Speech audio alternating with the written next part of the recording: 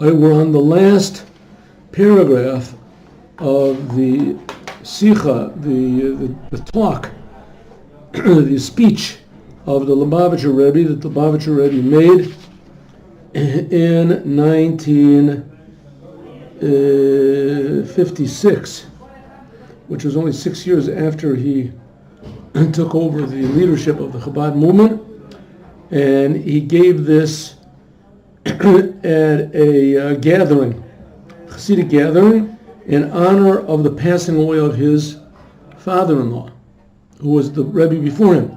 Good? Yes. And here the Rebbe is comparing the portion of the week, the Torah portion, to the future redemption, and explaining how it is that the previous Lubavitcher Rebbe, in fact all the Lubavitcher Rebbes, all the Chabad Rebbes, saw themselves as the Moses of the generation, responsible for all the Jews, and making the Jews realize that they're responsible for the entire world.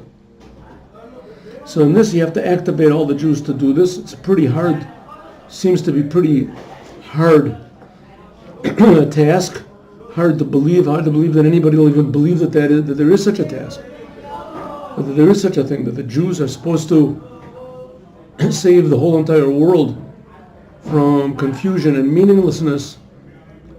Could be such a thing. But on the other hand, we do have to admit that the Jews do have this sort of Jewish identity that nobody else seems to have, right? You have Reconstructionist Jews, Reformed Jews, atheist Jews, Tikkun Jews, and they insist that they're Jews. You don't find that about a Catholic or a Protestant or a Buddhist or a Muslim. They don't say that they're, as soon as they leave the religion, then they don't consider themselves to be, a Buddhist or whatever. Not so a Jew.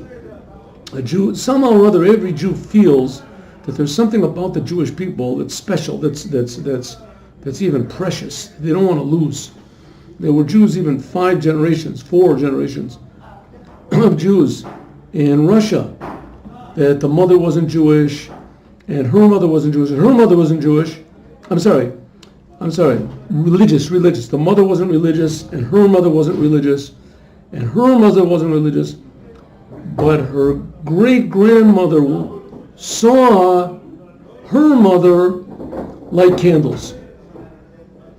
And somehow or other that memory stuck, 4 generations, that people woke up. I know people, that there are 4 generations of totally non-religious Jews, but they know somehow or other that they're Jews. It's written on their passport. The Lubavitcher Rebbe said that if in Russia, communist Russia, for a Jew to write on his passport, it is a Jew, was an act of self-sacrifice. So we see there is something special about the Jews. The problem is that nobody seems to really explain what is that special thing about the Jews. And here it is.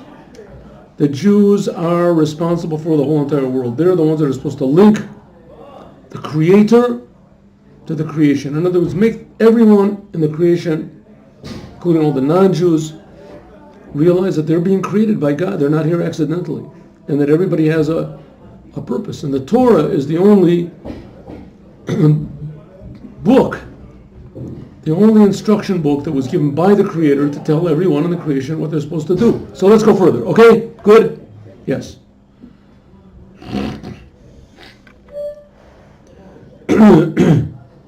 So we see that there was a person that called Nachshon, the son of Aminadav.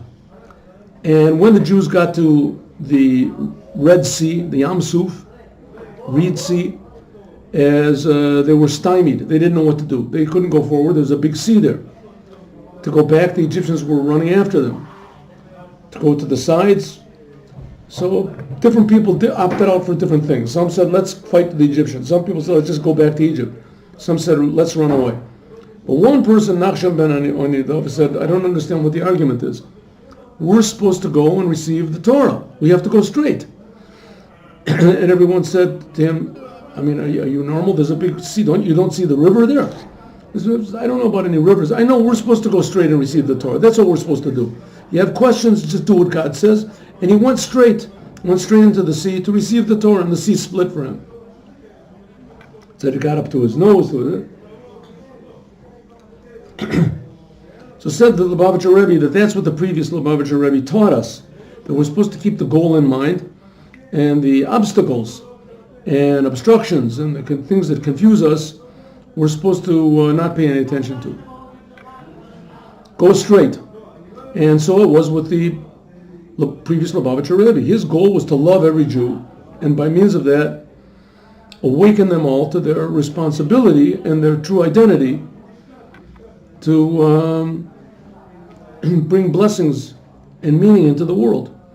So nothing stopped him, not even if these Jews hated him, or the Jews hated the Torah, or they hated God, or the non-Jews were against him, or they put him in prison, and they threatened him with death, and they sentenced him to death. All these things did not have any effect on him, on his goal. So here we are, Chafei. Kishem, just like Shenachshon Zocha, the Nachshon merited Liot to be Harishon, the first, Benesim of the leaders of the tribes, Lahakriv Korban, to sacrifice a sacrifice, Lechanech et the Mishkan, in order to inaugurate the tabernacle, She'al Yodo, that by means of him, Tishra Shechina, there will be the Shechina, Bebechinat Shechanti Betocham, that the Shechina will be in a way of dwelling within them. I'll explain this in just one minute. Kain I'll call Ishudi, also on every single Jew, Lirot, to see at Atzmo himself like Nachshon. Okay, like we just said, and the Rebbe brought up previously, Nachshon ben Aminadab was the one who jumped into the sea to go to receive the Torah, and the sea split. And the Jews crossed the sea, and the sea drowned the Egyptians. And then the Jews were free. And after they were free, they went further, they received the Torah. And in the Torah, God told them to build a tabernacle. And in this tabernacle, they would be able to do what God wanted. They would make sacrifices, and by means of this, there would be God's blessing in the world. This would please God. God's blessing would be in the world. So it said that before the tabernacle opened up, before it started to work, it said for everybody. So each one of the 12 tribes on 12 separate days brought a inauguration sacrifice. But they all brought exactly the same thing. It's in Parshas Nasa, in the beginning of the book of Numbers. And there it says that the first one to bring his sacrifice was Nachshon ben Aminadav, Matei Yehuda. From the tribe of Judah was Nachshon, the son of Aminadav. He was the first one to bring it. Why did he get this merit? Because he was the first one to jump into the sea. So it says, so every Jew should see himself, should learn from this man, that even though all the other Jewish people were confused, they didn't know what to do, but in his mind it was clear that his job was to go do what God said. Go to Mount Sinai and receive the Torah. In this merit of his devotion to his goal, as he was given the merit of being the first to make a sacrifice, to make the inauguration sacrifice for the tabernacle. And what was the purpose of the tabernacle? To show that God cares about his creation, and that God reacts to what we do. That's the idea of service. That's why we pray for the third temple in all of our prayers. So we'll see God's reaction. The world will become a good world, a happy world, a world that's filled with love and meaning. And the first one to do this was Nachshon ben Aminadab. Va'az, then, Yavi l'kiyum ne'amar, then it will be fulfilled what it says in Tikkun Zohar. Tikkun Zohar is a book of Kabbalah, also from Rabbi Shimon Bar Yochai. 70 different explanations, Kabbalistic explanations on the word Breshit, on the first word of the Bible, Breshit. It says in Tikkun Zohar, Shekesheyimtza Yehudi Echad, if you find one Jew, Sham Bo'abito, it says one tzaddik, a righteous Jew. But that refers to every Jew because it says that all of the Jewish people are tzaddikim.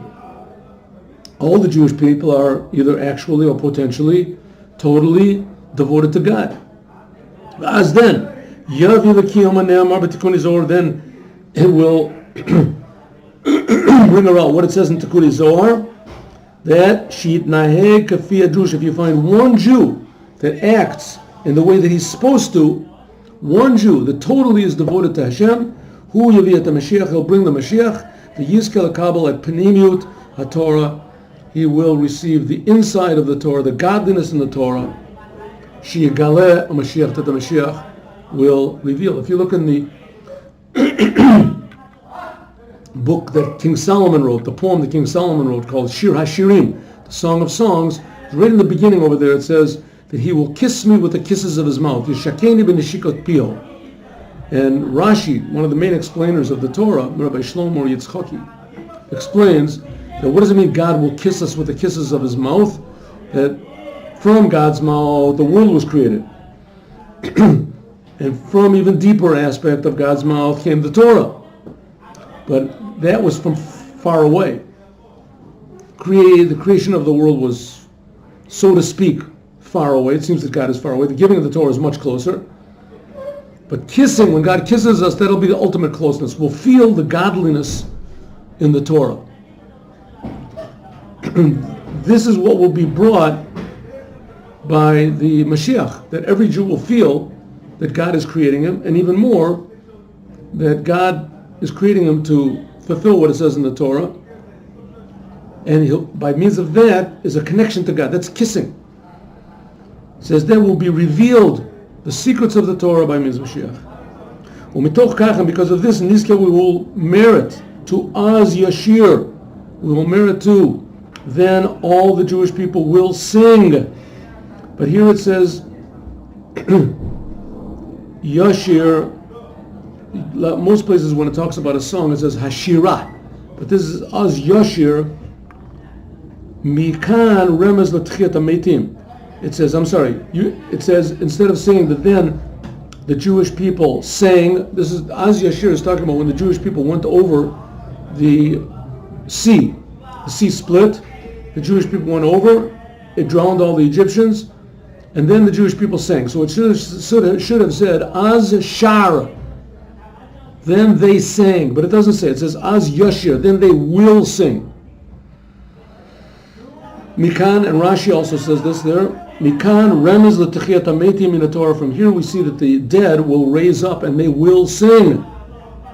Hakitzu v'iranu shochnei ofer, they will raise up and rejoice. Those who are now lying in the dirt, in the earth, all the dead will raise, and they'll raise up in their bodies. V'Rebbe balahilula batocham, and the previous Rebbe will be one of them. Sholichenu likrat Mashiach, and he'll take us to Rishia, to meet the Mashiach, b'chesed of Arachamim, with great, great mercy. Or the previous Rebbe will be the Mashiach. We'll see when it happens. Next paragraph. Page 122.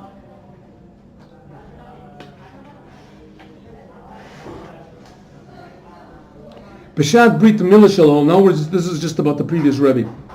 When the previous Rebbe was circumcised, Bacha Kavod Kodesh Morichami, he wept, a little baby. Like children weep, they cry. Omar Lo Sabo, his grandfather, who was the fourth Rebbe of Chabad, the Rebbe Marash, Madua Hinach Bocha, he said to him, little baby, 8 days old, why are you crying? Kisha Tigadel, when you grow up, Tihiyeh, you will be, and then there was a space there, what he said. Either it means you will be a Rebbe, you will be a Tzaddik, you will be the Mashiach. V'tomer Chassidet, and you will say Chassidut b'shefa b'safa berura. You'll say it in a clear way that everyone will understand. You won't have to cry, and it'll be not understandable. Kach rashum b'rashimat ha'maseh shel Rebbe. This is what the previous Rebbe wrote in his diary that he kept when he was in prison. A lot he wrote after he was in prison. The previous Rebbe, for those who don't know, the previous Rebbe, Rabbi Yosef Yitzchak, was in prison, sentenced to death, and imprisoned, and miraculously released. He was tortured, and miraculously released a few weeks later. So it doesn't say anything after this what his grandfather told him. The Chassidim Shamati, I said that he will be a Rebbe. How we can understand why there's an empty space. We haven't understand what exactly a Rebbe is. Rebbe is the first letter is Rosh B'nai Israel. Just like the head feels the pain of any place in the body. A person when he's unconscious doesn't feel any pain. Is also the same thing as the Rebbe. A Rebbe is a person that feels the pain of every single Jew in the world. He's the head of the Jewish people. Rosh B'nai Israel feels the pain, and he can't stand to see any Jew suffer, not physically or not spiritually. That's what a Rebbe is. Hard to believe, but that is what a Rebbe is. So he left that space open. That his grandfather said when he was a little baby, his grandfather said to him, he was crying, 8 days old, what are you crying for? When you get older, you're going to be a Rebbe, and then you will say Chassidic speeches in a clear way. When the previous Rebbe was a child, in the year Tov Reish Mem Daled, in the year, 1884, Dar Aviv, his father, the Rebbe Rashab, lived Bedira Bo Shnei Chadan. There were 2 rooms. One room was a sleeping room. And the other, the room, he sat together with other Chassidim. The Rabbi Bolton, Bez Zafalov Balomad. He sat together with another Rebbe, another great rabbi, a tzaddik, and they learned together. Sham Gamamda Arisa Shel Rebbe. In that room where they were learning, there was also the crib of the previous Rebbe. Rebbe Yafet Torah. The previous Rebbe, when he was a young boy, and personally I think even when he was an old man, he was very beautiful. And his face really shined. When he was a small child, his face shined. Toch Kadei Limud, as they were learning, Mu'char Lo'ela was very late in the nighttime, 2 or 3 in the night. Ra Harav, the other person saw that the Rebbe Yashan, he saw that the previous Rebbe was a little baby, he was sleeping. And he said to the Rebbe's father, the Rebbe Shalom Dovber, Al kach shamarim me'od panim mochiach al taharas ha'machshava. He said, you can see his face is shining, it must be that he has pure thoughts. Nitorer az rotzen chazak chaver kodesh tzad memorit chame le'anik neshika l'Rebbe. He had a strong desire. His father, the 5th Rebbe of Chabad, the father of the 6th Rebbe, when the 6th Rebbe, Rabbi Yosef Yitzchak, was just a baby, his father had a strong desire to stand up from the learning and to give him a kiss. Chalaf b'mocho rayon shebebayis hamikdash heviu nosef al korbanos gam kesef zahav. It came into his mind that in the holy temple, when they would bring to the sacrifices, there was other also possibility to bring, especially in the Mishkan, in the tabernacle, they brought silver and gold. Leberek Abayit, to what was called the Berek Abayit, to the treasury. To the treasury of the house, but there's what it was to the upkeep of the Beis Hamikdash, the improvement and upkeep of the temple. So he said, instead of getting a kiss, la'achlif et neshika b'mamar Chassidut, that he would say a deep discourse in Chassidut. And then he wrote the mamar, which is called Ma Rabu Masecha, in the year Tov Reish Nun Beit, in the year 1892. And he gave Natan Katav the Rebbe b'matana, and he gave it then to the Rebbe. And this was 7 years later. What was it? 8 years later, he gave it to his son as a gift. And he said, "This is a Chassidic kiss. B'meshech hazaman asaper lecha, in the course of the time, I'll tell you." In a Tov Reish Nun Vav, in the year Tov Reish Nun Vav, which was 12 years after this story originally happened, that he wanted to give the Rebbe a kiss, his son a kiss. Siperlo, he told him the whole thing. He said, 12 years ago when you were just a baby, you were sleeping, your face was so beautiful, I wanted to give you a kiss, and I didn't. Instead, I wrote this discourse, Chassidic discourse.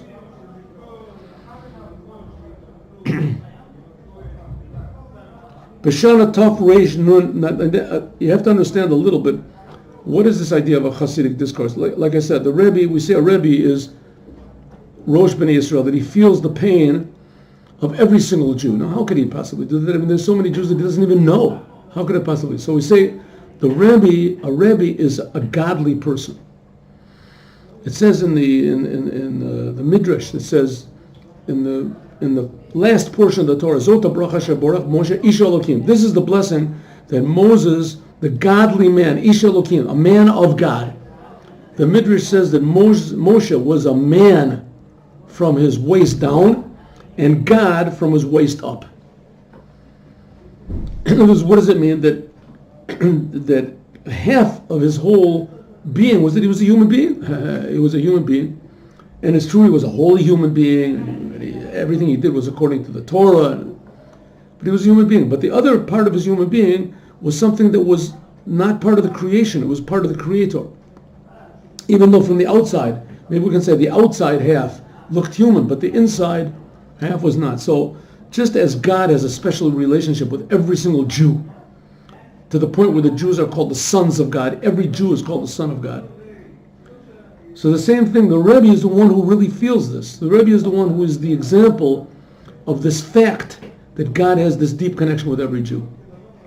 So when the Rebbe would make a Chassidic discourse, a speech, as this was God speaking through him, just like the way God spoke through Moshe. You know, the whole book of Deuteronomy, this was Moses speaking. This, so to speak, wasn't God speaking. It doesn't say one time God told Moses to say, this was all coming from Moses' mouth. Moses was the one that said, if you do my commandments, I will give you the rains in their time. I will. Of course, he didn't mean himself. He was talking about God. This is the Shekhinah. God's presence was talking through his mouth. So it is with the Rebbes. So when the Rebbe, instead of giving him a kiss, so he gave him a Chassidic kiss. It's a revelation of God, especially from one Rebbe to another. In the year Tov Reish Nun Zion, in the year 1997, now the previous Rebbe, 1897. Haya Kavod Kadosh Morshab, the fifth Rebbe, the father of the previous Rebbe, was very sick. And he went to Moscow to the doctors there for treatments. A professorium, all the professors said,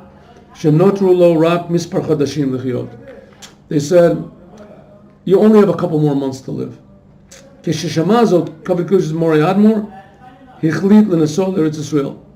decided in his last month he'll go to Israel. The Sipur of the Rabbanit, Mara Stern, and he told his wife what he decided to do. Shalo to Rabbanit, his wife said to him, Mata say, I'm a Chassidim Shelcha, I'm a Chassidut. What about all of your followers? What about your Chassidic discourses that you have to give over to them, educating them? What's going to be?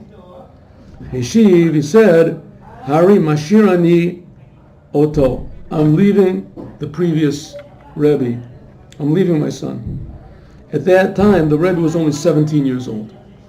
So we see that the previous Rebbe had the powers of leadership to lead the whole world, educate all mankind to receive Mashiach, even when he was 17 years old. With this, we see the tremendous abilities and gifts that the previous Rebbe had. And nevertheless, he gave everything for the sake of the Jewish people, suffered terribly, spread Judaism out in places where it was impossible to spread out. It was totally forbidden. He was sentenced to death. And miraculously, he got out, was evicted from Russia, spent 10 years in Europe, in Poland, a little in Latvia. And the last 10 years of his life was in America, waking up, beginning the movement to wake up Jews, American Jews and Jews all over the world, to realize their true Judaism and to bring Mashiach Tzidkenu now.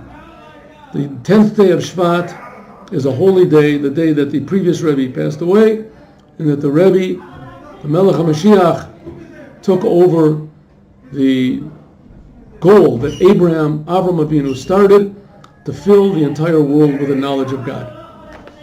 Chag Sameach.